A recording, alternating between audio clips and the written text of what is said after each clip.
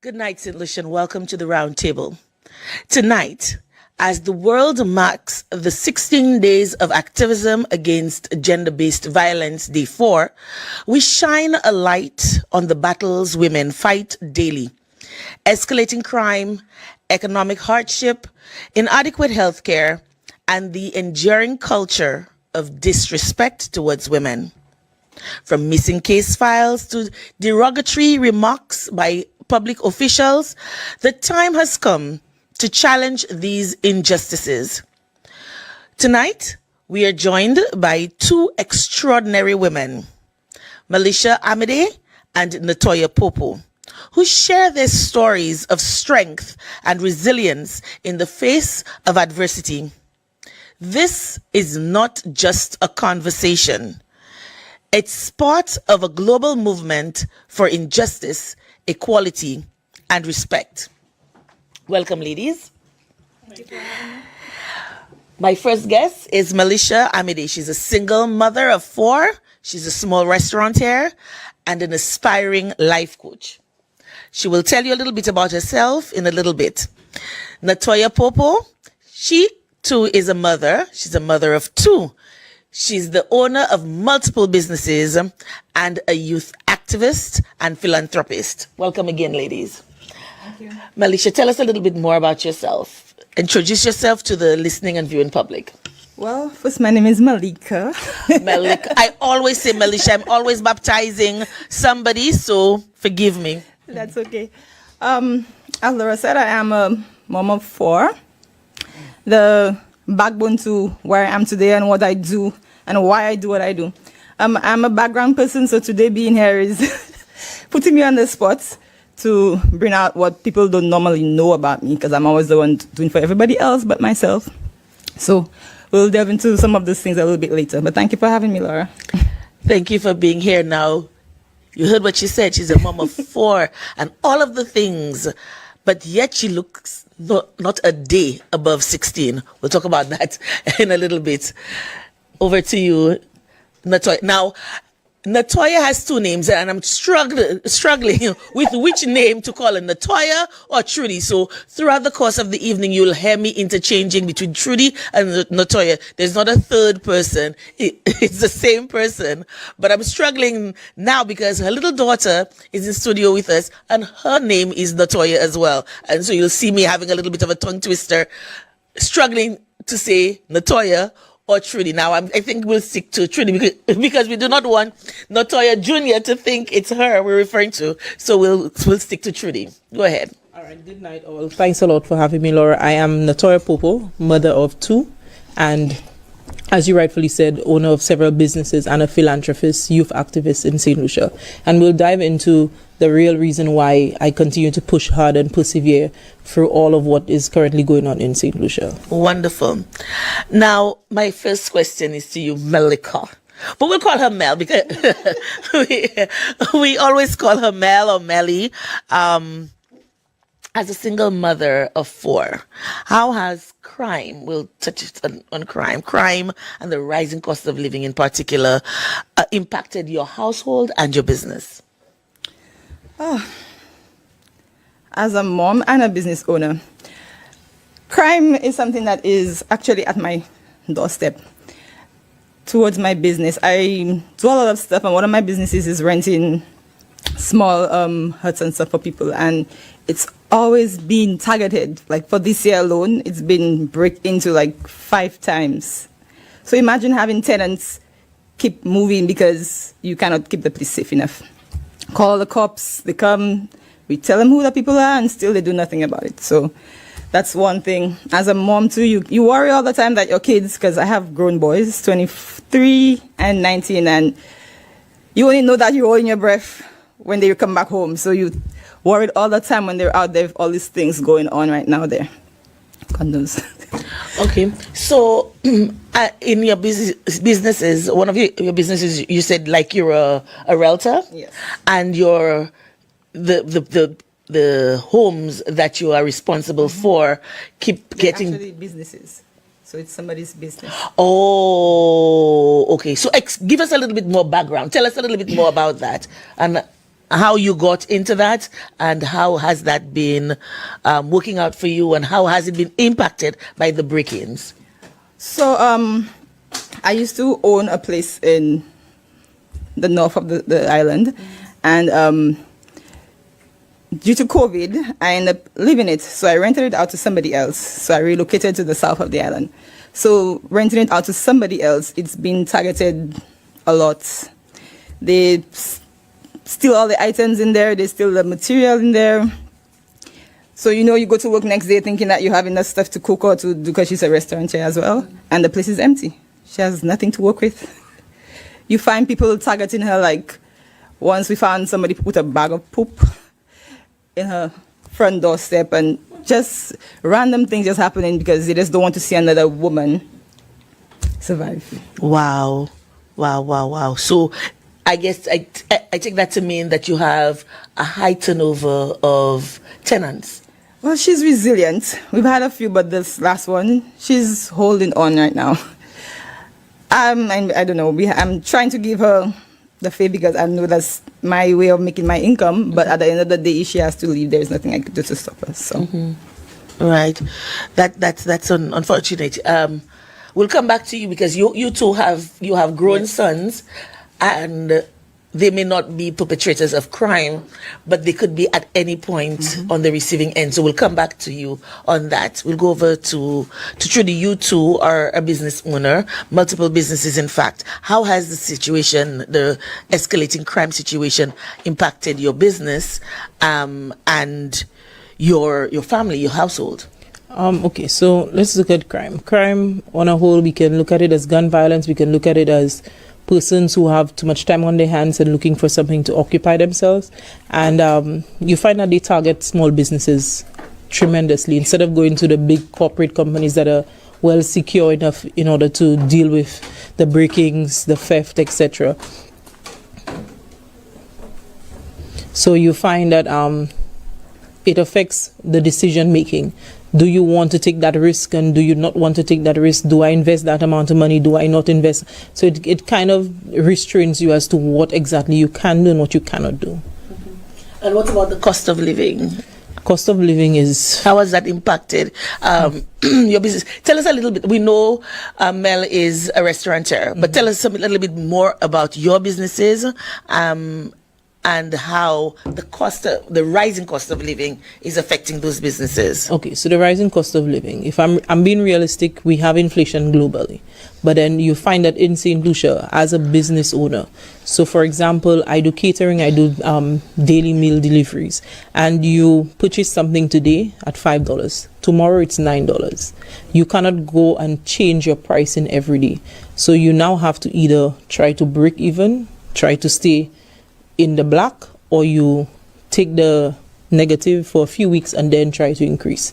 And then you find the backlash is, oh, this person prices are too high, this person, small business owners, their pricing are just ridiculous. But we don't understand that the cost in the supermarket, so the cost of the raw materials that we have to face, by the time that we add the labor and etc. to it, you are at a point of you make no profits.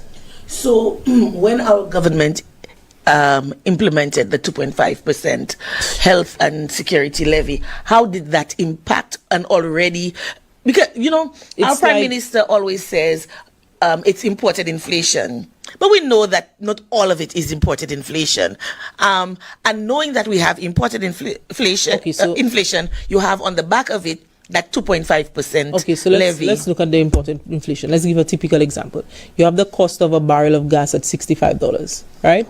Yet we have gas at a ridiculous amount at the pumps. So are we seriously looking at the international cost of inflation? Because if we do the comparison, we are not realistic in St. Lucia. So the government needs to go back to the drawing boards and put policies in place that is going to impact the development of the country and not take it into a point of we going backward. We're supposed to be going modern, and then we're going back into the centuries. That doesn't make any sense. I like the fact that you mentioned the price of gas, because we do know that fossil fuel is perhaps the largest production cost of any industry in St. Lucia. We don't produce gas, we buy gas. So Correct. when the cost of gas is high, we expect everything else, Yes, to go production up. of anything, Everything. whether it's food, whether it's drink, whether it's electricity, whether it's water, whatever it is, we expect the price to go Correct. up. But likewise, when the price is going down or when it has been stable, we expect The pricing the to go down. corresponding, But it doesn't happen. and that impacts you. It impacts me, and I'm very sure it impacts each and every citizen in St. Lucia. As much as we don't want to admit it, it affects us directly and indirectly. So what are some of the other challenges? I think that's a good way to talk about the challenges that you face as a small business owner in accessing resources or financial support, because like you said, you can't daily change your prices. No, you can't. Because other people who are accessing your business, your services, are budgeting themselves, and they need to have some sort of stable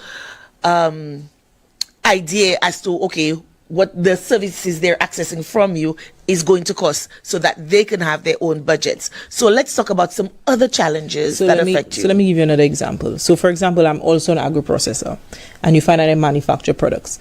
The cost it would have taken to bring in the bottles and labeling, etc., just the packaging, that has now tripled. And we're talking about just with the 2.5% added. And then even if you go to the various agencies that are available, they will tell you to pass the cost on to the consumer. How exactly do you pass the cost on to the consumer? So this is like your hands are tied. So you'll still find yourself in a situation where the same thing that you are complaining about at the supermarket level. So when you go into the supermarket, but this week it's $5 and next week it's $10. You find now yourself have to- perhaps on a monthly basis, maybe not weekly, but on a monthly basis, when you're importing your raw materials, find yourself having to increase your prices. How often have you increased your prices in say this year, and what effect have you seen on your bottom line? I've had to increase my prices maybe about 6 times. Yes, surprisingly, about 6 times, and it's the bottom line. It's still you at break even. Oh, so you're still not even making You're not even a making. profit. You're not making the profit, because, like I said, you buy something at that price today. Tomorrow, it's so that even when you say, okay, let me see for the foreseeable future, and then you say, okay, I'll put that $4 profit margin. By the time you go back and get the raw materials, that $4 profit margin that you have put in is now $6, and then you're in a negative of $2. How has that impacted your ability to raise your how old are your children? I have a 9-year-old and a 2-year-old. How has that impacted your ability to care for them and to provide the basic needs? It kind of has me in restraints, but it brings me back to the culture of being raised in the countryside and having to adapt and trying to bring and being innovative and doing the DIY aspect of it, and just trying to ensure that they have an easy life and not understanding the serious ramifications that is out there. What about you, Mel? How has this increasing prices, because you will be impacted daily, because you cook every day, and you would have to maybe shop weekly and that kind of thing. How has that impacted your business? How has it impacted your ability to care for your children and to provide their basic needs? Well, like Trudy said, going to the supermarket is a hassle, because even when you're trying to plan a menu, you know, okay, I bought this at that price last week, so you give the customer a certain price, and then you go to buy it and it's more expensive. You cannot go to the customer. So but not even the supermarket only, even the farmers have raised their prices. So even the local produce, now we're saying that we're small restaurant owners or small business owners, they too are struggling. So we cannot fight them down for their prices because they're local and small just like us. But then you find people disrespect like what we do as restaurateurs. They only see the end result, the product, but they don't know the behind the scenes of what we have to go through. So they're always trying to break down a small person, try and break down our prices. So you wanting to stay alive, sometimes you do break down for them. So now you cannot provide for your children how you want. You have to choose between paying a bill or giving them what they need on a daily basis. So because owning a restaurant, it's more than just buying the food. You have gas, You have the water. You have the you have staff. You have the containers to put the food. You know, these are not the things that they see. They see on the plate and they say, okay, 2 pieces of dashi and a piece of breadfruit or some rice, but they don't see the other things beyond that. You're thinking we could do that? Yeah. So there's a direct and there's an indirect cost. It's the same thing for manufacturing a product. You still have the direct and indirect Your cost, overheads still remain whether you produce or not. Yeah. which is why, even not to shift the topic, but even when you look at healthcare, if there is any outbreak, it directly and indirectly impacts each and every one of us, because you have all sectors indirectly dealing with each other, and it basically impacts all of us. A lot of times you hear people pay lip service to women, and women are the backbone of society. Women feel the pain every time a child dies, a man dies, a boy dies, or whatever. Women feel the pain. How do you think women's voices can shape discussions on justice reform? For example, in terms of beating the crime level, remediation for crime, recidivism, and that kind of thing. Let's start with you, Trudy. I think we need to look at this on a holistic level. As much as we'll say women can be instrumental in changing it and probably providing a solution, we need to look at it as a holistic level. I think right now we're looking at crime as, oh, it affects you and it doesn't affect me. We need to look at it as it affects each and every one of us. Come collectively at a table, we have genders down, bottom line, and we discuss it. We don't look at it as, oh, because these guys are raised in the ghetto, that they're that type of individual that we cannot deal with them. Because guess what? If we look at society right now, some of the persons who are in big positions came from the ghetto. So we cannot discriminate because you come from a certain place. So I think that is where the discussion starts, and we need to get passionate women to sit at a table, as well as passionate men to sit at a table and discuss how do we effectively deal with the situation of crime. Yes, nobody can say I can stop crime, and it cannot be stopped like saying stop completely, but we can put a curb on it. What about you? With that said, I think to do that we need safe spaces in St. Lucia. People are afraid. People are afraid to tell their stories. For example, let me give you a small example. When I was younger, looking for a job around the place, it was like the men used to make a pass at me, like, for me to get the job. I would have to sleep with them. Even when you get the job to get up there, you would have to sleep with them. Like, as a woman, why do you have to go through these things daily just to get ahead? And you have the qualifications, you have what it takes to get the job, but no, the men want to crush you down. Even when I started my business for my rental, for me to get the place to rent, the landlord asked me, are you married? Do you have a husband? I'm not renting to you if you're single. So I'm like, that's a low blow. He's not renting yes, to you. He's not renting. Single. So there's discrimination in the 21st century. Yes. There's still discrimination, like a woman cannot make her own decisions. Or is it that he's afraid of himself? And, you know, I mean, I don't understand. I wonder. I think because I was the main figure behind the business. He needed a second income or somebody that could say, hey, a man could pay the bills. When the business was what paying the bills. Misogynist. Wow. Yes. So I went through that. It took some back and forth. How did that make you feel? How was that for you? I mean, I could tell reams of stories, I could tell reams of stories of, as a young girl, coming back to St. Lucia, trying to get a job.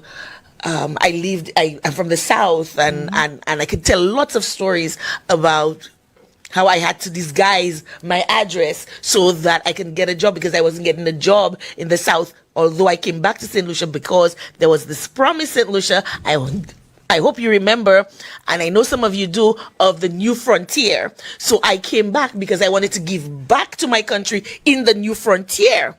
You know, recently we've had this phenomenon of 758 and 759. Back then we didn't have 758, 759, but it did exist, the 758 and the 759. Once you anywhere below the Badlil, then your country, not just country, you could not even have an education. Like when you hear people speak from the South, I remember a situation, a principal of one of the premier secondary school. I still remember, and this is a person I have a lot of respect for. And back then, it was a joy for me to accept the challenge when people think differently of me because I'm from the South. And one of the things he said to me, and this was a top tier principle, he said to me, "You from the South?" I said, "Yes, I'm from Labrie." He said, "You not speak like somebody from Labrie or from the South."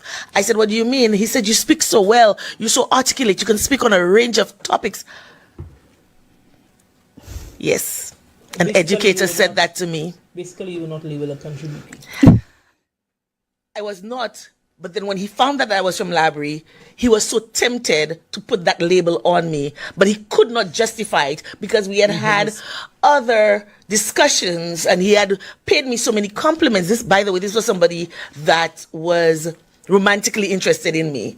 Wow. So I saw the pullback. It's like, what? I'm interested in this girl from the countryside? Like, wow.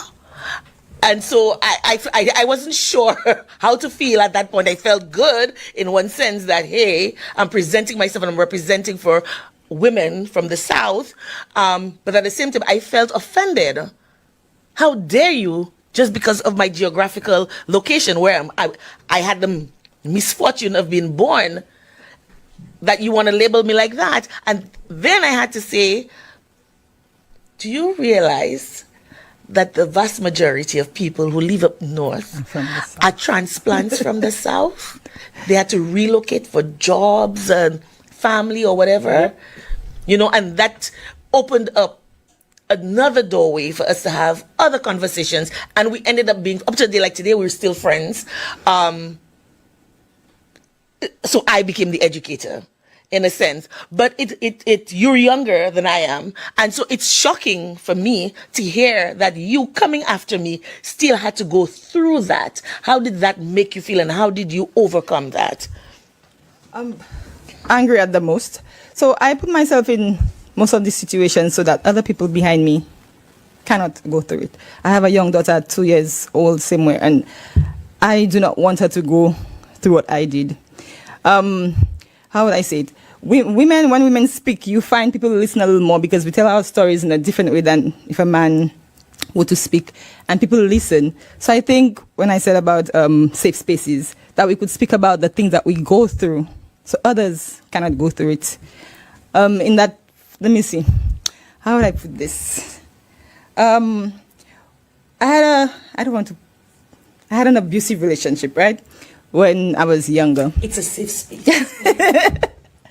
And it got that the police was involved and everybody was involved. And when I needed documentation of said domestic abuse and emotional, there was no documentation.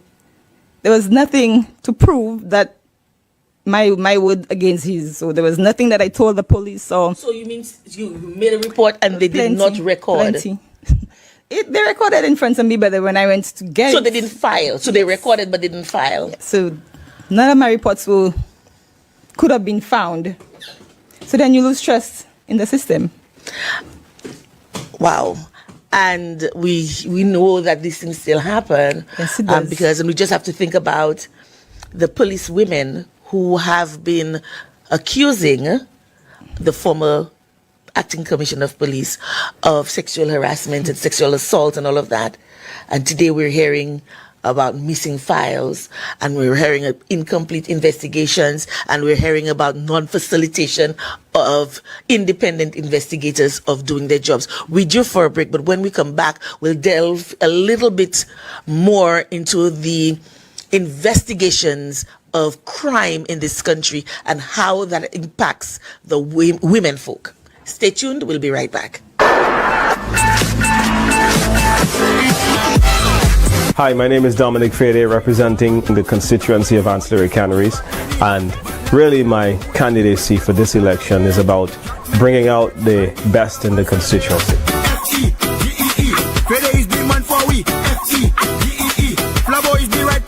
We've accomplished some 15 inner community roads together.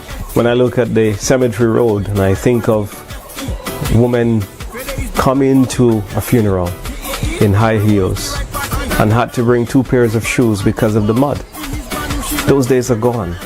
We built the HRD center, and we have had some 200 individuals who have been trained within the first few months of opening. We want to build more houses. We want to help more of you. We want to create more jobs. And some of the ideas that we have include a call center in the constituency where, when completed, would generate some 400 to 600 jobs. When I look at the ancillary waterfront project, the jetty is going to be extended. The Amini Hotel is already at the ground floor and being built. The square is being redone. There's a restaurant in the location of the old community center building. This is going to transform the ancillary waterfront. The drain around the field has been much talk, and it's been an eyesore, and it has been a source of much discomfort to the people of ancillary. But I am happy to tell you that after fighting hard for it together, we are now in a position where the drain is being built. I'm asking you to support us because I'm convinced that we have the superior vision for St. Lucia. So if you're from Canaries Ancillary, then you know you have to stay with Fede. Let's keep working.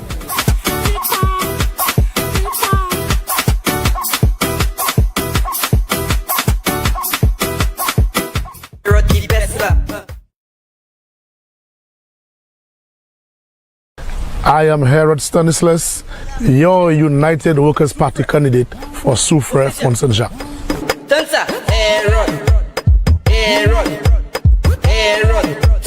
One of the main campaign promises which I made in 2016 was the Hummingbird Beach.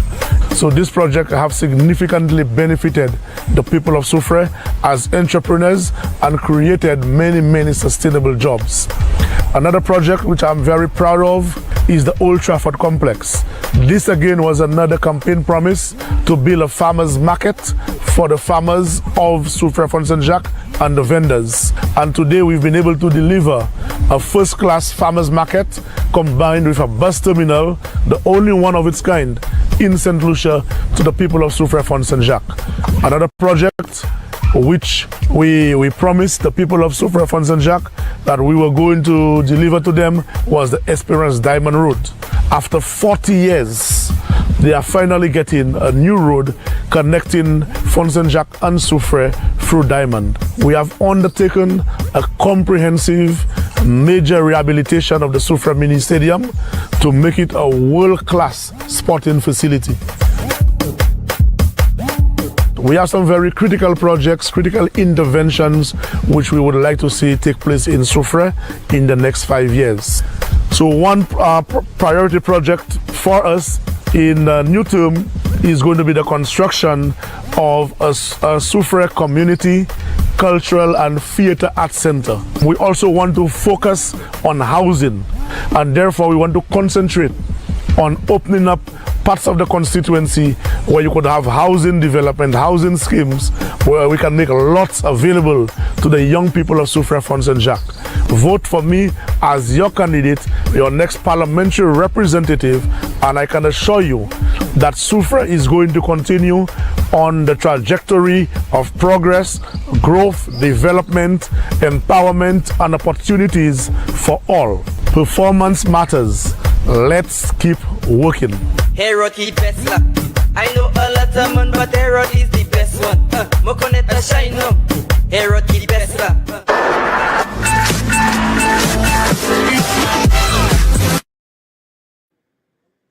Welcome back.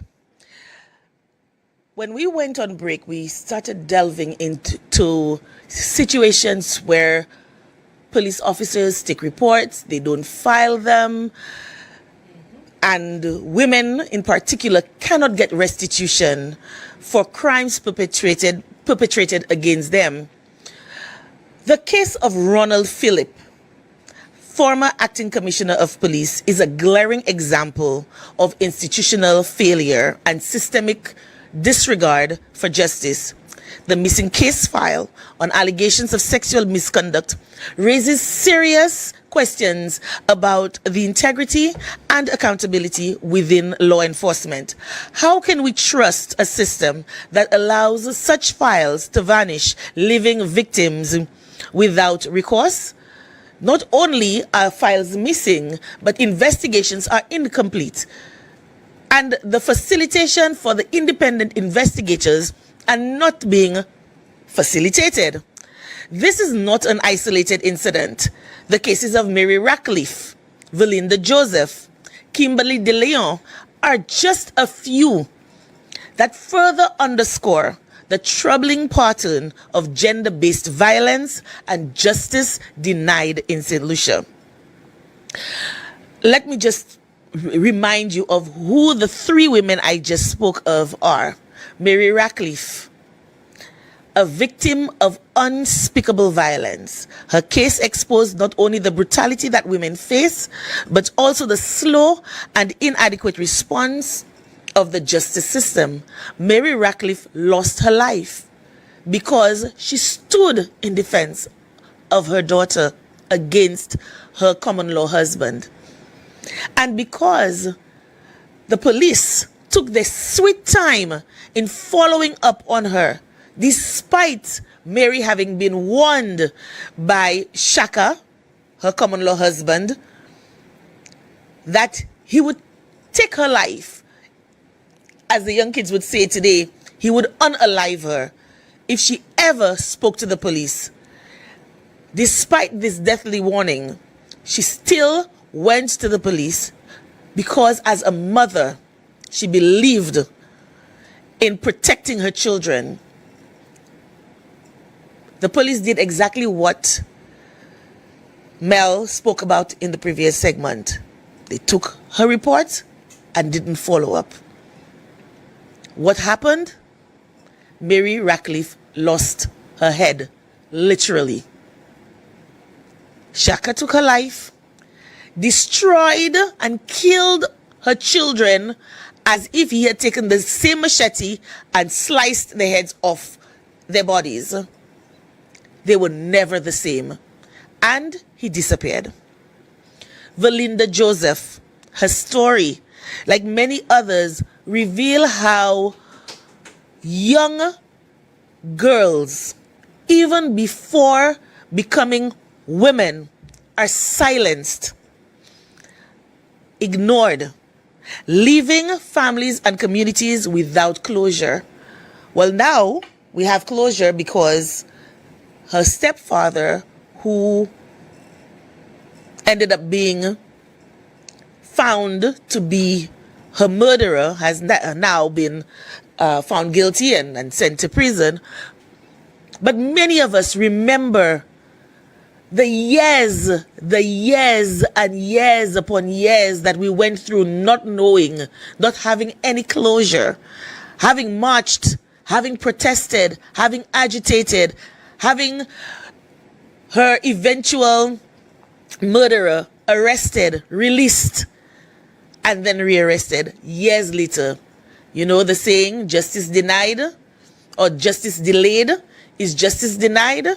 I still believe that, even though he has been arrested, rearrested, I feel that justice has been denied for the number of years that he went unharmed or unpunished. Kimberly De Leon, a mother and police officer. Her tragic murder remains unsolved, symbolizing the deep-rooted impunity that endangers women, even those within law enforcement itself. These cases highlight a culture of neglect and complicity that perpetuates violence against women. By allowing high-profile cases like these go unsolved, unresolved, the system sends a dangerous message that women's lives, voices, and dignity are secondary to that of their counterparts. Mel, we'll go back to you, and I hope you're okay with it, because this is something that a lot of women do not get a platform to speak of. A lot of us are afraid. We are afraid to speak about what happened to us. We are afraid that we're going to be judged. We are afraid. We are afraid. We are afraid. How did that make you feel, knowing that you were going through this and having made that report, and the person who is committing those abuses against you is still out there and could possibly come back to hurt you some more? How did that make you feel? Well, like I said, distrust in the system. Even when you file restraining orders, these things don't work. You have to call the police and some lie and say something about there's drugs in the house, there's guns, or there's something for them to come. Even then, they take their sweet time.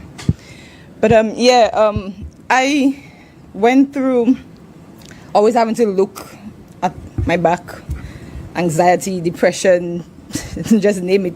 Knowing that that person is still out there, you cannot sleep. Even though the doors are locked, you're still thinking that they're able to come in. Calling the police won't do anything at that point. At the time that was happening, did you already have your sons? Yes, I did. I had 2 of my kids at that time. So you also had to think about their welfare. Yes. I had to go back and forth from my mom's to my home, back and forth. Even my mom's place wasn't a conducive place as well, but you had to seek refuge somewhere.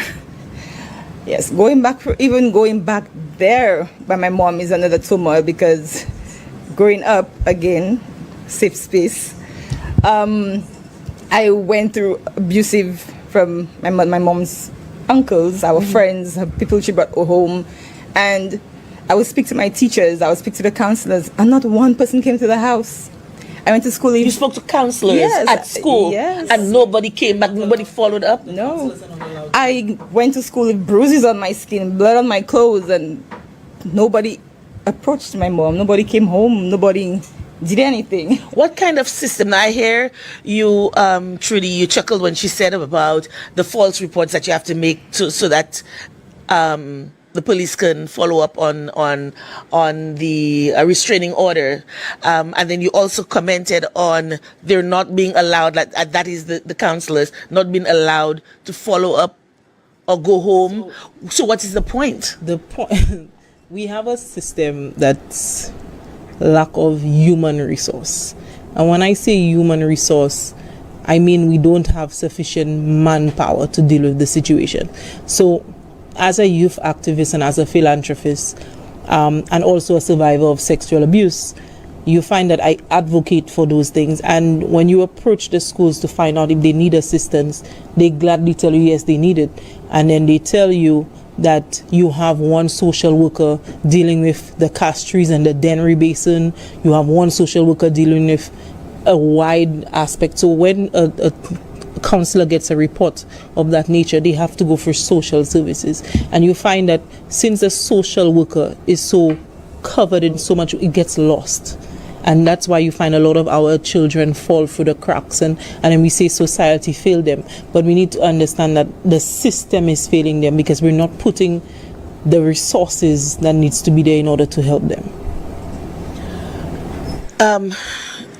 The deep side, because it's a lot of information, but it's actually a very wide topic to discuss. I sigh because anybody who knows me know that I'm a champion for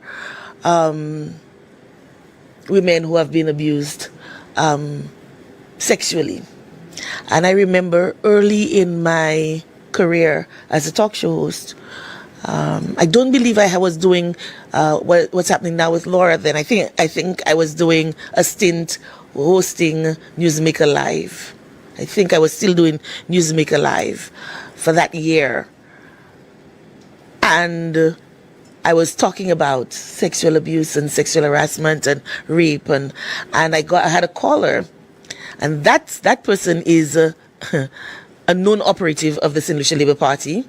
She knows herself, and those persons who were following me then, they knew who she is. I would not mention her name, I would not say her name, but she called me, and she asked me, I think this was about the 3rd or 4th time I had dealt with that topic, because I felt every time I dealt with the topic, I didn't have enough minutes during the show for people to call and share the experiences, and they were grateful that there was somebody who was opening the lines and creating a platform for them to speak about their experiences. And she asked me, why am I pounding on that topic? Is it that I have been sexually assaulted myself? And the answer was no. But I had family members who had been, and I saw how it destroyed their lives. Now, you, Trudy, you come across as a very strong, resilient young woman. And to look at you, one would never think, hey, here is a survivor of sexual assault. How did you overcome that? And when that happened to you, what was your response? What network did you have around you to help you? That story of sexual assault has been out there. It didn't happen once, it didn't happen twice. The first instance was as a child at 8. It happened by my godmother's husband at the time. And the individual was and still is a prominent figure of society. And that individual tormented my life until I was the age of 25. And anywhere he met me, he would torment me and tell me, how does it feel to be filthy? How does it feel to be useless? Also, he made you filthy, and then he's asking you about it. And then he knew that nothing would have been done because of his stature in society and his father's stature in society. So the network was not really there. I only had my mom, who was a single mother at the time, dealing with it. And you find that I became a little, I would not want to say rebellious, but came to a point where I wanted to see other people hurt just the same way I was hurting. And you found that the standard questions that was still back then when I was growing up is the same questions they ask now when you bring a child that is sexually assaulted. How did you feel? What were you wearing? What was going through your mind? Stop these questions. These questions need to stop. These black and white questions need to stop. Precisely, they make you feel like you're the fault, you're the reason why it happened. Every situation is different. But you're a child. Yeah, they don't care. They ask you the same question no matter what age you are. And even if you go to the police, the questions and the attitude from the police makes you feel that you shouldn't have come there in the first place. And even I went to my godmother's house. They don't care about that. The point of the matter is when you go to the police about sexual assault now, I think back then it was they don't really care. Now it's a point where the police are even frustrated with the amount of rape cases coming to them, that their hands are tied, they don't have the resources. And even when you go to vulnerable persons unit for underage children, they tell you, what do we do now? And it's not a fault on them. Again, we go back to the resources because they don't know what more to do. You report the person, you go to court, but what happens after that? But it brings to bear, and it shines the spotlight even further or brighter on this scourge, this what we're facing now with the former commissioner of police and the women. Because how can I service you? You've come here with your daughter. You came with your mother. And right there in the police station, in the police force, there are members in the hierarchy who are committing these very same heinous acts against their subordinates. How are the subordinates supposed to feel? I've always wondered, when you are being tormented by your superiors, when somebody else, a layperson, a civilian, comes and say, I've been raped. But you can't, because it's now, you have PTSD because you're going through the same thing. Yes, and then you find out, okay, so you go to that one officer, you tell that one officer what happened. Then that next officer will call this officer, and then that officer will call this officer, and then you have to continue to replay. And they don't understand that it doesn't matter what form of abuse that you go through, it creates that scar for you. That no matter what amount of counseling that you do, no matter how strong that you are, you have that scar and you deal with it. You either a resilient person or you somebody that is just going to rebel on society. I term it the RIP effect, the raped in perpetuity effect, because you are raped in perpetuity. You never get over it. Every time you have to tell the story, you're getting raped all over again. You come, you make a report, you're raped. That's the second time you're getting raped. They call somebody else, you're being raped again. You go to the hospital for the rape kit, you're raped again. You go to court, you're raped again. And every time the case is adjourned, you get raped again. Funny thing you mentioned a rape kit. Right now, I don't think our hospitals have rape kits right now. So, because just recently we had a case with a child and they didn't have. So, funny thing that you mentioned it. This is a good way to segue into healthcare. As a mother, how do you feel when you have a 2-year-old, both of you have 2-year-olds, when that child is ill and you have to take them to the hospital? How does that make you feel, knowing that the deplorable condition of our healthcare system? You don't mind, sir. Adding being a mom and being a business owner, a small business owner at that, you don't have the resources or the finances to even have a medical insurance or to put any of those things in place. So you're always afraid that maybe the little you have saved, that's what it has to go to. Sometimes at the time you don't even have anything saved to go to those places and not seek the type of help that you would need, because you would have to pay first before you get the assistance at the hospitals. And so that even negates going to private health care, because you can't even go to a private doctor because you don't have the resources.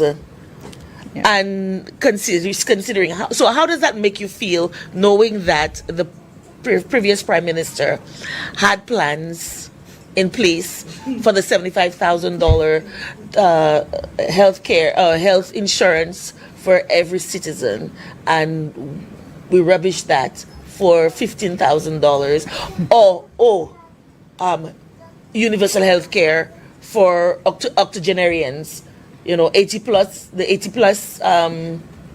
universal health care. That's happening where? For sure.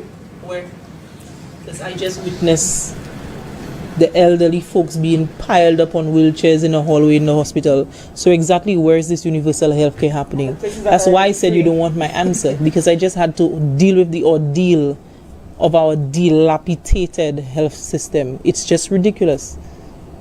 It's to a point where you have the machines that's supposed to be giving oxygen either not working, or they have to rotate it and say this patient use it, and then try to sanitize it in a way then this patient using it, or a child who's 4 years comes into the emergency room ingesting some substance, and 4 hours later nobody has attended to the child until the parent has to be starting to use obscene language, and then you threaten to put the parent out with security.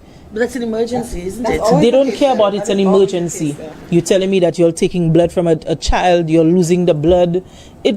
Our system is ridiculous. You don't have this type of IV to use. You don't have this to do a blood transfusion. You don't have blood. It's a matter of time before we hear a situation of cross-contamination. Somebody got a fatal illness from... I'm very sure it has happened. It's just not reported, or it's not in the news. I'm very sure it has happened.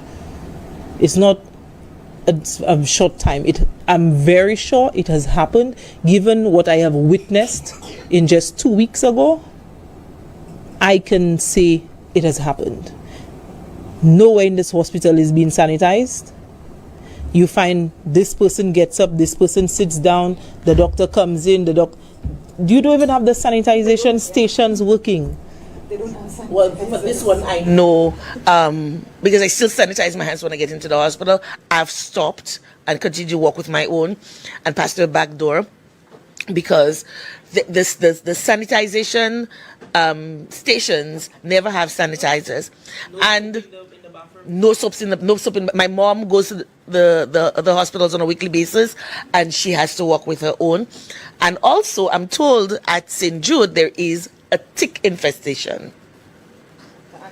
So because we see the animals are I was just wondering when there is a tick infestation. So you come to convalesce at the hospital, and you're leaving with maybe Lyme's disease or something, because, and we're not doing anything about it. We have yet to fence the hospital. Do you think that will happen? let's be realistic. Do you really think that will happen? With the current situation in this country, do you really think that will happen? Because when I sat there 2 weeks ago and I witnessed what was going on, I had to ask myself, is this really St. Lucia? Because I remember growing up, you'd sit down casualty for a couple hours and then people will get up, they'll go home. That nurse will call you and tell you, oh, I'm just calling your number, you missing, where are you? But now you just seated there, doctors, nurses talking about what they order on Shin, who going where. Like, seriously? Or they shout at you because you're trying to get attention. So here's another scenario. One gentleman sat there waiting for a prescription for 4 hours until he started to get pissed off. And he said, you mean y'all just gonna take 2 minutes and write a prescription for me? I'll report y'all. And then nurse responds to him, even if you report us, nothing will change. Do you think that that is a pushback because the nurses are frustrated? Yeah, but even if you are frustrated, this person is sick. This person needs the medication. They're explaining to you that the pharmacy is going to close. They need the medication. They need the prescription. You're getting paid to do a job. At the end of the day, yes, you're frustrated with your job, but then you're there to do a job. Not with the job. No, but with the powers that be. Maybe they know there's no medication because we know that. No, but the person is asking you for the prescription to go to outside. They ask you. That's another thing, because you've been in hospitalized, and you Exactly. still have to get people to get you medication on the outside. Or they'll tell you no beds, and then a nurse will tell you, what you want me to do, go at my home and take my bed for you? And the nurses are very prone to that. They'll tell you, I'm not getting paid, or we are understaffed, and they're telling you their problems while even attending to you. Because So now the appointment of the new CEO, or however they want to give him the title, I now have to ask the question, will these issues be dealt with? No. Because I heard that the Minister for Health is doing a good job, and now Damian Greaves is being put there. I now have to, I'm not lashing anybody personally, but I'm asking the question, will these issues be addressed? Because you cannot have labs being taken and then it's missing. You cannot have people sitting there waiting for countless hours, especially with children. You have this businessman who lost his life because he didn't get attention, and he's from Soufrière, newly married. This is the harsh reality that we face. Sometimes even if you have the money, it's not going to save you, because our healthcare system is so far gone. I'm now are we honest with ourselves to say, can it even be rescued at this point? Nope. And is that what universal healthcare is? Even at the health centers where they say it's free. Lord Koti. It's free. Free for all. You still have to pay a lot of stuff. I get my birth control at the health centers, and most times there's none. And because that they don't have, now you have to pay for a pregnancy test to tell them that you're not pregnant.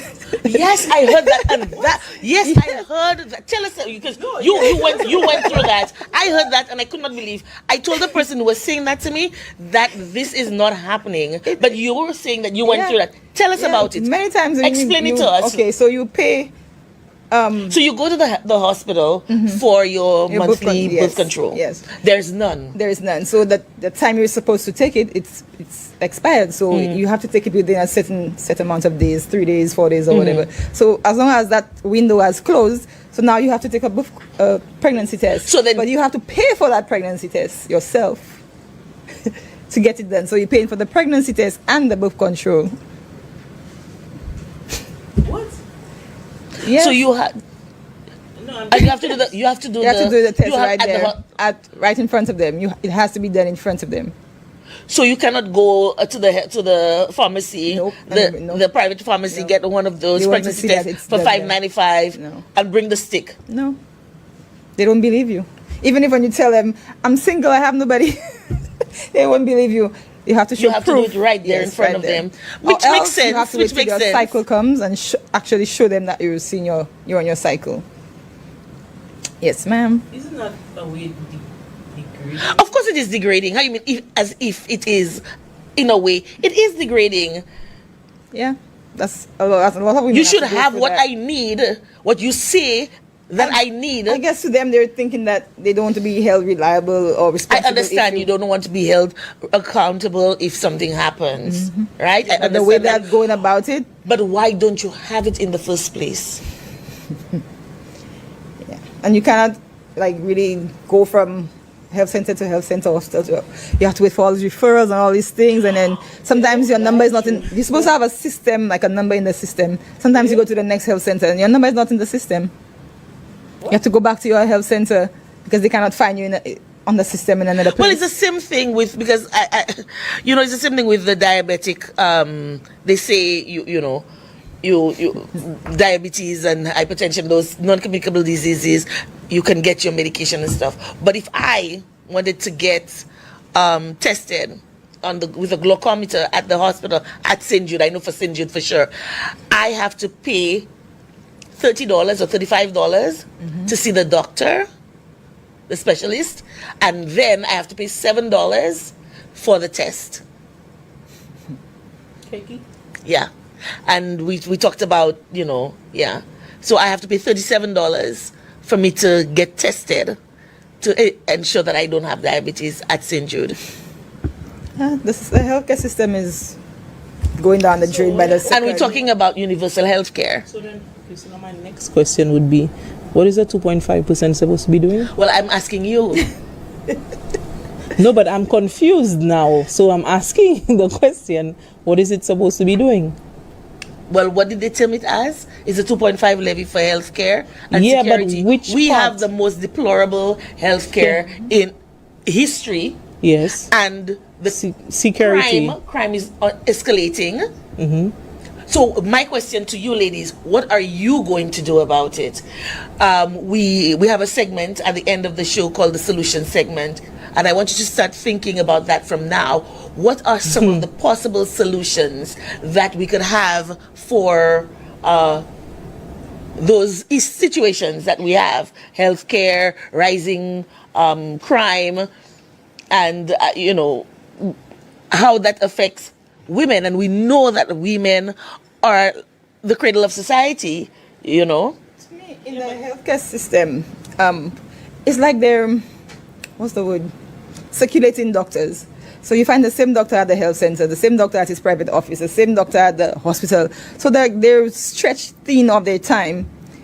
So they give bad service. You say that, right? I hope you know now that the amount of doctors has reduced. Yeah, so it's making it even makes it worse. Because when I go to my gynae, I go to private doctor. I don't go to the hospitals anymore.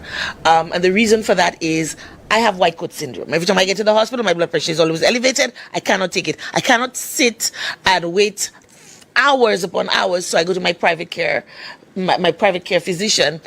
But as you mentioned, there are less doctors circulating. So what you find is those doctors in private healthcare are now being rotated in the hospitals. So now the same issue that I have when I go to the hospital, I have it in the private health care.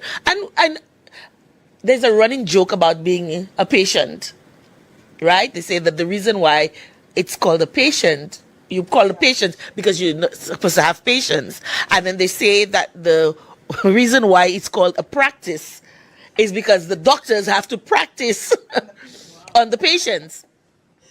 So here I am, getting ready to go to my gynae, and I get a call. Just as I'm leaving the house, I get a call. Mrs. Noel, I'm just calling to inform you that your appointment has been cancelled. We will be giving you a call to let you know when we can reschedule you.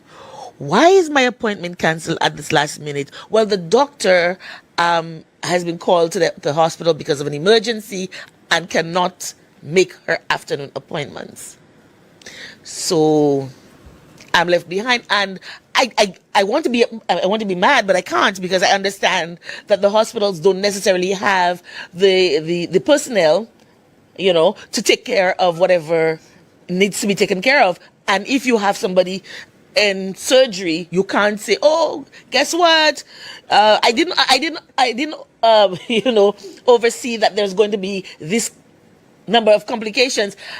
I gotta go to my private practice, But we're due for a break. When we come back, more on healthcare. Stay tuned. We'll be right back.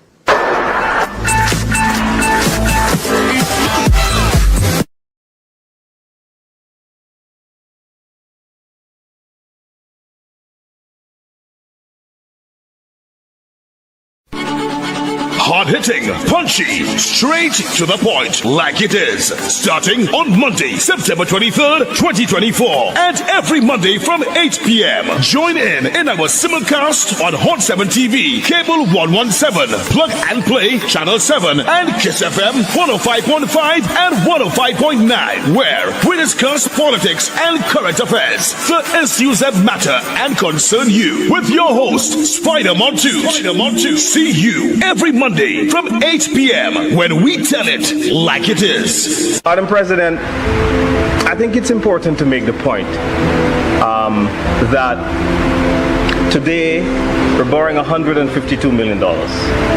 And year to date in this financial year, when we look at the various order papers that we have analyzed in the House, and my colleague did a very fantastic job in doing that. She did so for the calendar year.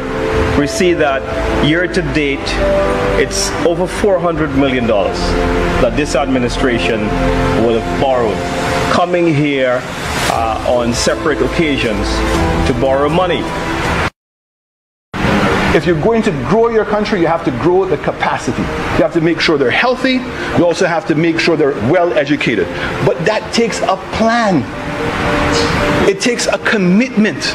And it's not about just words. It has to be much more significant. And I have not heard anything here today, Mr. Speaker, that would give me any comfort, nor should it give any other St. Lucian comfort, that they're going to use this opportunity they found on their lap appropriately, and to make sure that the young people of this country and the workforce of this country are going to get jobs that they can make careers of, jobs they can raise their families on, jobs in which, yes, they can become international and raise their own standard of living. That should be the aspiration. And I did not hear any of that today, Mr. Speaker. I thank you. Welcome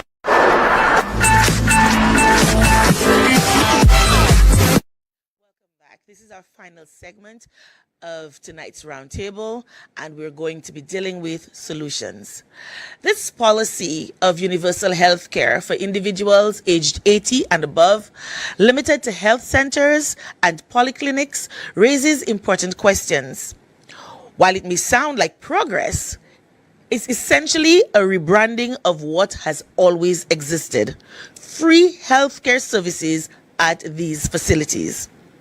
The real issue lies in the exclusion of St. Jude and OKEU hospitals, where specialized care is often needed for the elderly. Now, some of you might be wondering, where is that coming from? Because the ads that have been going out never excluded St. Jude or OKEU. I would suggest that you call Riani Isidore and ask him whether he is aware of what he was saying when he called Timothy Poleo's show News Spin yesterday. Okay? Because this is what he said. He said that people are confusing it, and that the universal health care for 80 plus is excluding St. Jude, and it's only inclusive of the health centers and the polyclinic. Now, many seniors require diagnostic tests, surgeries, and treatments that cannot be provided at primary care facilities. How many of you have been to the health center and asked for a Doppler or,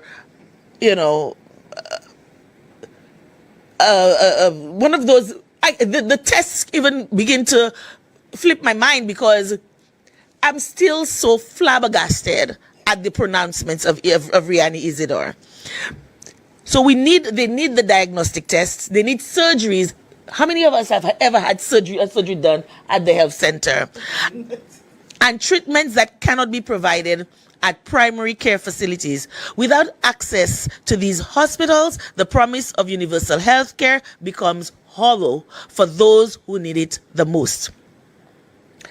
So, we talked a lot about the problems. Let us deal with some of the solutions. What are some of the solutions that you can find or you can think of for healthcare? Let's start with healthcare. Start with you, Trudy. Solutions for healthcare. Like I asked the question earlier, can our healthcare system even be saved at this point? Because it's at such a dire stage. But I think that the minister needs to to sit down, go back to the drawing boards, take all of the issues that we currently face and see what policies can be put in place. They may have to remove this universal health care. We're not ready to implement it, and see what best fits and how they can actually save the healthcare system as it is. Because what Rihanna is in effect saying is an overburdening of the health centers. How will, but the health centers are partially not functioning. Some of them are part-time. Some of them, even if they open, they don't have the resources, both human and the medical resources, in order to assist the persons who are flooding the health centers. So what exactly? Yeah. So what exactly? There's additional pressure on the ones that are open, like Leclerc, for instance, which has to bear the burden of Castro Central Health Center being closed. And now you're saying, oh, you should go. Don't go to the hospital. Don't go to OKEU. If you're 80 and over, go to the health center and under-resourced. How many 80+ people even leave their house to go to health centers? Exactly. Are they even open at the appropriate time when they actually need the service? So the question now becomes: has the time come for us to look at mobile health centers? Yes. Because some of us live in areas, like for instance, if I'm living in Majomel, in Labrie, I don't have access to the health center because the health center is in Labrie Village, but Majomel is. I have to take maybe 2-3 buses to get down to Labrie to get the bus. I have to walk. I have to get a ride or something to get down to, or hire a bus or van to take me to Labrie. So maybe the time has come for mobile health centers. Yes, they have some nurses that are actually going around to different homes for the elderly as well, but that's the same nurses that are needed at the health centers. So it's still the same thing. So that's a good idea to have. So that's what I'm saying, that they need to go back to the drawing board and see what policies that they need to implement. Because then you have certain projects that are ongoing, certain appointments that have been made that could have been shelved, and actually pump those monies into the human resources that we need in the various agencies, social services, nurses, doctors, etc., in order for us to facilitate and actually develop the country and move forward. Speaking of the human resource, I think that they should probably invest in education more.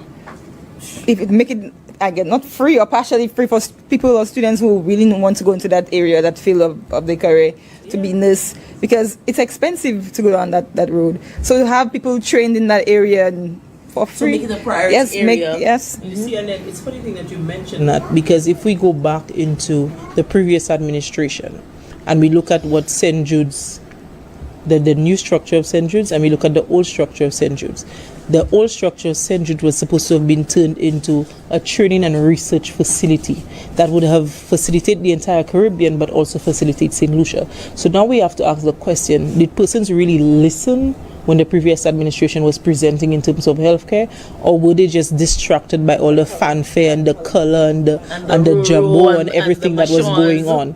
Because at the end of the day, we can all sit down and say, oh, I'm Poto Flabo and I'm Poto Leba, but we need to actually look at what's going to impact and what's going to develop our country. We need to be more patriotic. Exactly. We need to focus on country first.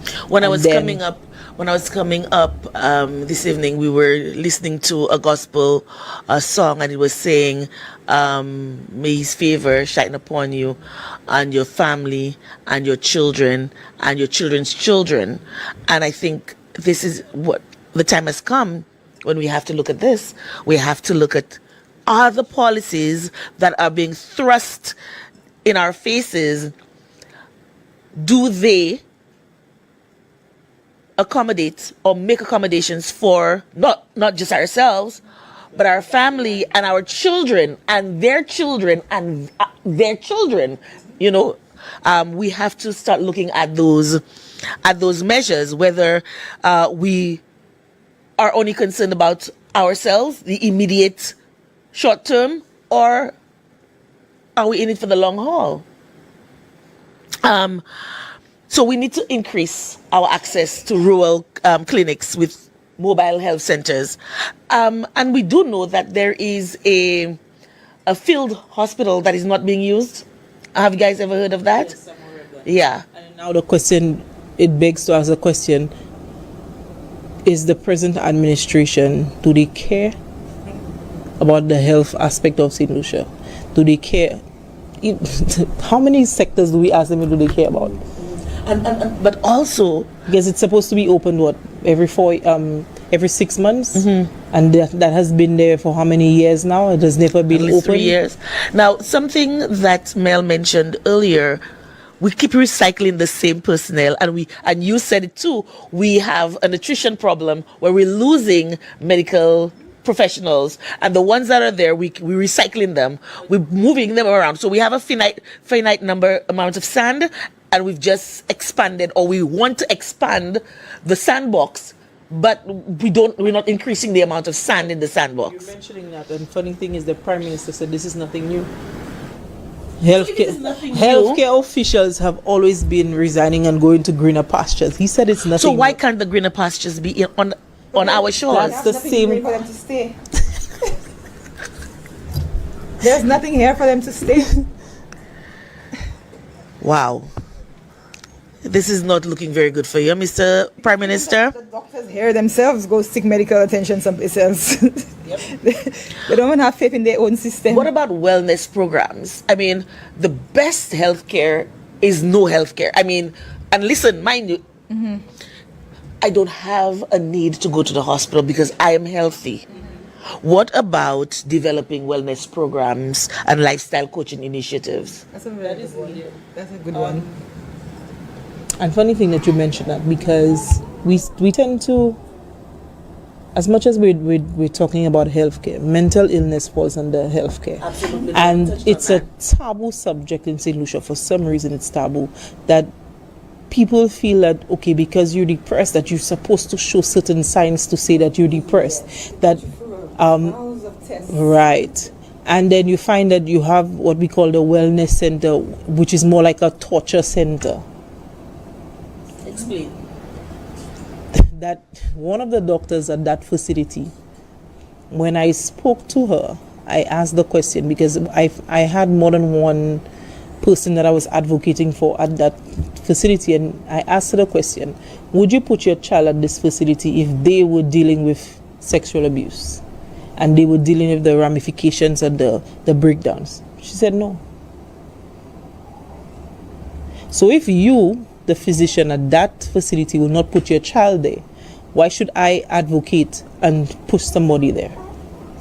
In St. Lucia, the healthcare system deals with depression with a pill. Yeah. So everything in St. Lucia is a tablet or medication. That's the only way they deal with it. Because you see these guys come back and they're dazed. They're dazed. Let me give you an example. Me going through my whole phase. I don't think people in St. Lucia even realize that there's depression. They don't think depression is a real thing for black people. They don't think that, you have problems, whatever, you're making excuses or you're putting up a word to you having problems. And in my years of all my stress and problems, I've probably tried committing suicide a couple of times, and nobody followed up. They tried sending me there with a pill or trying to give me medication. How is medication supposed to erase all what I've been through? Then I'm sedated, then I cannot work, then more problems, and so what I hate it's a domino is effect. sometimes you need the personal effect. You need, excuse me, you need human interaction. Yeah, so let me give you an example. Funny thing, you mentioned suicide. So you have a suicide hotline. So you're telling me that I'm at the verge of committing suicide. I will call somebody to ask me, what do I have in my hand to harm myself? Oh, so do make sure you don't harm yourself. Make sure you don't harm yourself. I will call you back tomorrow morning around 8 o'clock and make sure you don't harm yourself, to make sure you, like, seriously? So somebody calls you and says that? If you call the suicide hotline, that's what they tell you. That's not true. Yes. That is not true. Don't say things that are not true. This program is about shedding light. I am telling you, okay, so like I said earlier, I am a survivor of sexual abuse, and I'm telling you that as a survivor of someone who attempted suicide. Okay, and I'm telling you that as an advocate for persons who I basically push to call the suicide hotline, and they basically tell you they don't want to call because the people there are nonchalant. They tell you, oh, okay, make sure you stay away from the knives, don't drink any substance. Come on. If I want to kill myself, that's what you're going to tell me? Because you do know, I say this, and I know you do know, that when somebody says, I'm thinking of killing myself, it's a cry for help. They're not yet there. And this is the point where you have to intervene to ensure that they don't complete. They need to send somebody out there. They need to ensure that you are in a, like you said, in a safe space. But you know it's a criminal offense in Zenusha, right? Can you believe it? So you're telling me, and that's when I touched on mental illness. So you're telling me that I'm thinking of committing suicide and you're going to put me in prison for 5 years. How have you dealt with the situation? It's the same way, like, okay, so for example, the person... Our laws are archaic and need revamping, so this is one of the solutions. For example, somebody who has raped an individual, you sending that person bodily, right? You're saying that person has raped, you're sending the person bodily. How have you dealt with that situation? Because that person still has to go back in society. So you have only now put the person to sit at bodily and think of how they're going to be more strategic to not to get caught. Mental illness has various stages. Is that there's not much rehabilitation going on. Precisely. And we need more of that. So that's one of the solutions. We need to find out why certain things are happening and to deal with it. It's the same way with crime. When you stifle those guys in the ghetto and you try to say you shun them because they're from the ghetto, and so for example, the prime minister goes around, he goes to the ghetto and he has 6-7 bodyguards. I'm in the ghetto, I'm raised in the ghetto, and I see you do that. One time, either I rage against you or I start to tell you certain things, because what does that say? Like, you're so afraid of me? We need to look at how we deal with persons. It's the same way that they pass the crime bill. Is important. They cross if you found with a gun, then you have certain amount of time in prison. Do you really think that somebody who has been sexually abused, or somebody who has witnessed abuse, or somebody who has been impacted by violence, and they want to let their voices be heard and they get that gun to inflict pain onto that person, do you really think that them thinking, oh, if the police get me for gun and I will spend that amount of time in prison, do you really think that is going to scare them? No, it's not. But I think most of the time people are prepared for that. They've said to themselves, I am prepared to go to jail to save my life. But that's what I'm saying. So what I'm saying is not a deterrent. Exactly. So we've not dealt with the issue. Basically, you, like the old people would say, you have a bobo and you try and put plaster on it. But then while the plaster is on it, the bobo is getting wider. We haven't changed the times yet, because before all this abuse and all these things, it used to just be swept under the table, or wajima, or yes, parents didn't care, or, exactly, because the person is in high status, you don't want to deal with that, so you rather just tell your daughter or your son to shut up or take it, or you travel to get out of the situation. That's the only thing we could do, like leave St. Lucia. Why do we have to leave our spaces? Absolutely. Because I when I was doing that segment, that series on what's happening now with Laura, I had a lot of people tell me that they left either under their own steam, or they were sent away, and they were never dealt with. They never dealt with the issue. And I remember there was this woman who was telling me, she was in the 60s, 70s at the time, and she was saying to me, she is so grateful because she's about 70. This happened to her when she was about 13, and she had never said to anybody that this is, like, they sent her away, and she had never said to anybody. She lived in England. She had never said to anybody, not her husband, not her children, that this has happened to her. And she started acting out. Why? Because she came down to St. Lucia on a vacation, and that same person who had done that to her had done it to a little child, 5 years old. And she got triggered. When she went back to England, she could not deal. She couldn't cope. She became a different person, and her husband could not understand. She almost got divorced at that big age. And he said to her, something happened when you went to St. Lucia. You need to tell me. And she broke down and she told him. And he said to her, you need to tell our sons. They had 2 sons together. You need to tell our sons. And she said, no, she's so ashamed. He said, there's nothing to be ashamed of. And on top of that, I want you to tell our sons. And when that case is called, I want us to go down to St. Lucia and to offer support to that young child's family, because you are a living testament to what happened and what could happen. It was the most difficult thing, she said, to sit with her sons and to tell her sons that this had happened to her. And they cried. One even went so far as to switching his major.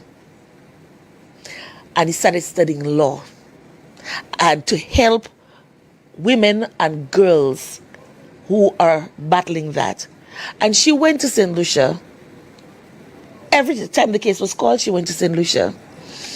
And the day that the case was called, the man died.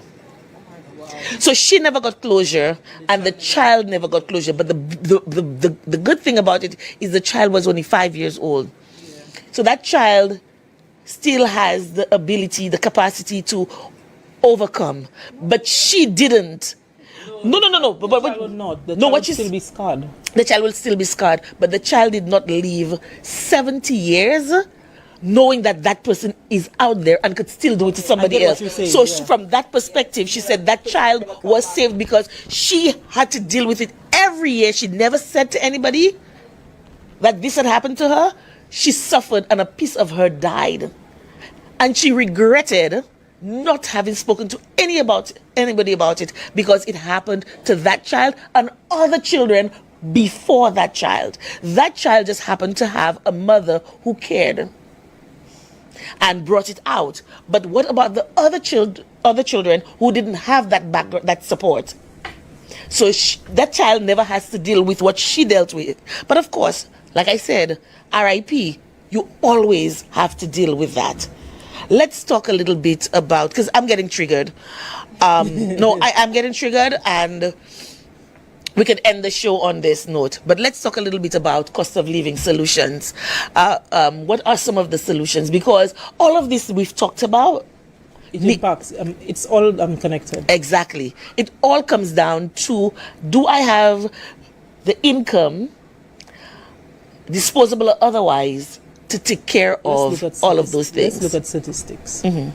Statistics shows that a single person, not a parent, a single person needs $1,500 for basic living, not including rent. Basic living in St. Lucia. And what is the minimum wage? A little over $1,200, I think. Okay. So what does that tell you? So we don't have a living wage. No. We have a minimum wage, but we don't have a living wage. So what can we do? Because I'll tell you something.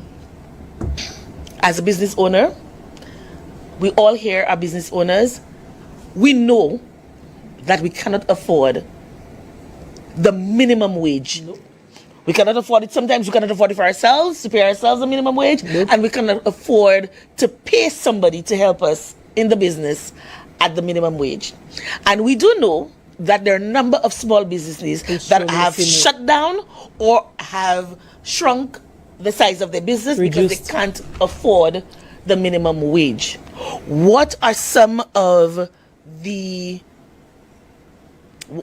things that the measures that we can put in place to ensure that we have a minimum wage that is also a livable wage, but that can be afforded by the businesses? Because not everybody's going to be an entrepreneur.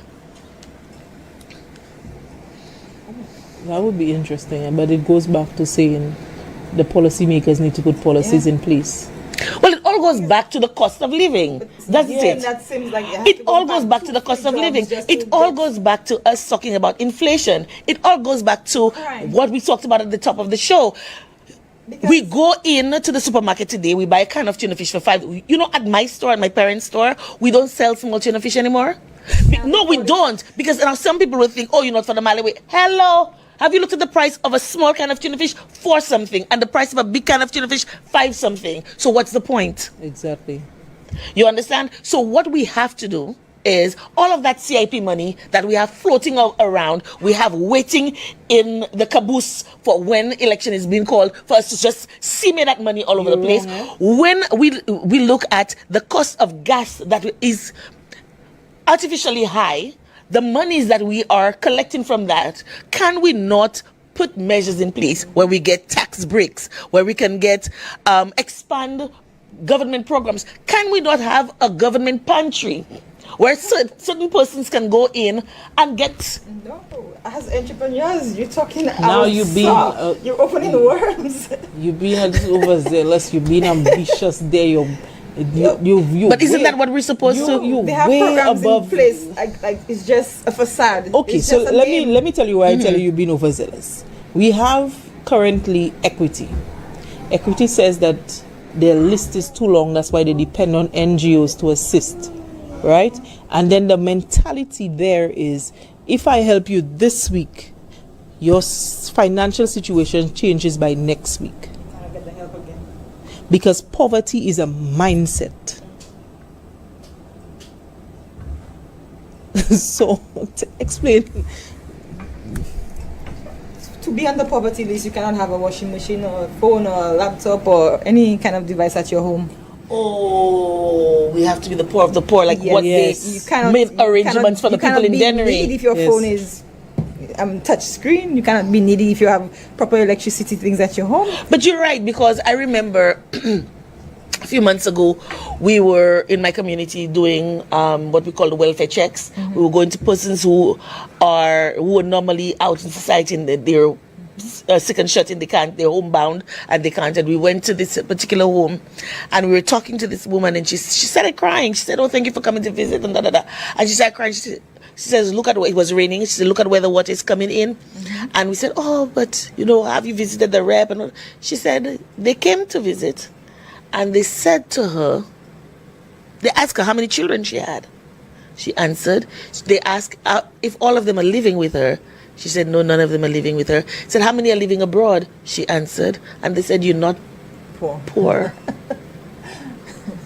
In other words, her children. You're supposed to take care of her. Right. Now, imagine maybe you have 9 children, but all of them are maybe hovering along the poverty line, or they themselves have 9 children of their own, and and then she said, when she mentioned that to them, they said, "Well, the ones overseas will have to take over."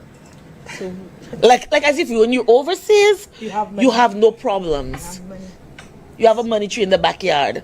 See, people only see you're a business person. They don't thinking about the nitty-gritties.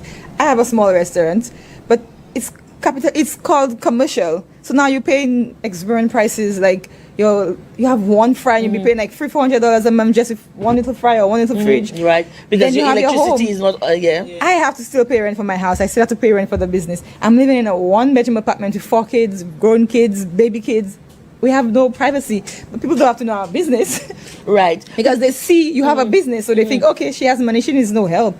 But the business is basically just regenerating. You make that money today, you spend it back. So you don't even have time to go to the bank to say, "Hey, I'm saving." I'm depositing. Which is what you're supposed to be doing as a small business. Your money's supposed to filter through the bank so that you can have a record. So now the bank's not going to give you a loan, or not going to give you a grant because, hey, your money's not coming through the bank, but I don't even have time to put it there. My kid needs a shoe, or my kid needs something, I have to pay the rent. I don't have time to go to the bank to even do that. So then you're not poor because you have that coming in. So Yep, that's the harsh reality in St. Lucia. Yeah, because you making sure your kid go to school with a pencil, you're making sure your kid have an exercise book. You're not poor because you could afford to give your kids what they need. You're sacrificing other things to get that done. We're running out of time. Final comments. I don't even know how to comment here right now. All I can say is stay safe, St. Lucia. Try to avoid the hospitals. Try not to get sick. And let's all look at crime holistically and see how we can curb on the current numbers. Short and sweet. Prioritize self-care. Love yourself first to be able to put love out there. Help wherever you can. Join a community, join a network. No, let's all put our heads together to see what we can do to help St. Lucia. I like that what you said, because you cannot pour out of an empty cup, right? Check on your neighbors, absolutely, because when you think that you were the one going through the most, there's somebody else going through. St. Lucia, this is all the time that we have, but as we continue to celebrate and observe the 16 days of activism against gender-based violence, let tonight's discussion serve as a reminder we cannot remain silent. From holding leaders accountable to demanding respect for women's voices. This is a fight for dignity and equity. The change starts now, and it starts with us. Together, let us build a society where women are safe, valued, and empowered. Thank you for joining us this evening. Let this be the beginning of action, and let us begin to right the wrong.